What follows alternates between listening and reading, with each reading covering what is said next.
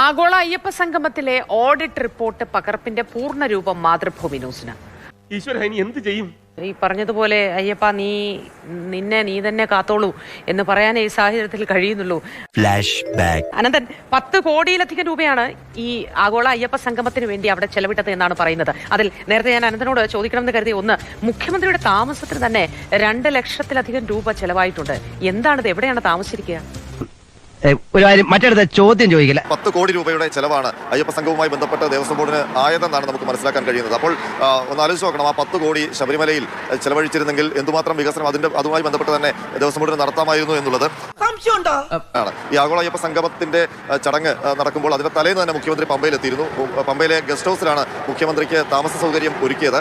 ആ രാത്രി ഗസ്റ്റ് ഹൗസിൽ കഴിയാൻ വേണ്ടി മുഖ്യമന്ത്രിയുടെ മുറിയിലേക്ക് പുതിയ കട്ടിലും മെത്തയും തലേണയും സോഫയും അതുപോലെ കസേരകളും പരവതാനിയും ഒക്കെ വാങ്ങിച്ചിരുന്നു. അതിൽ മുഖ്യമന്ത്രി കിടന്ന കട്ടിലിനും മെത്തയ്ക്കും കൂടെ ഏതാണ്ട് 1 ലക്ഷം രൂപയായി. ബാക്കി തലേണയും ഷീറ്റും എല്ലാം കൂടെ 1,11,365 രൂപയായി കിടക്കാൻ വേണ്ടി മാത്രം. അതിൽ കോർണർ സോഫയ്ക്ക് 65,000 രൂപയും ഗസ്റ്റ് ഹൗസിന്റെ ഇടനാഴിയിൽ ചുവപ്പ് പരവതാനിക്ക് 15,930 രൂപയുമാണ് ചിലവായത്.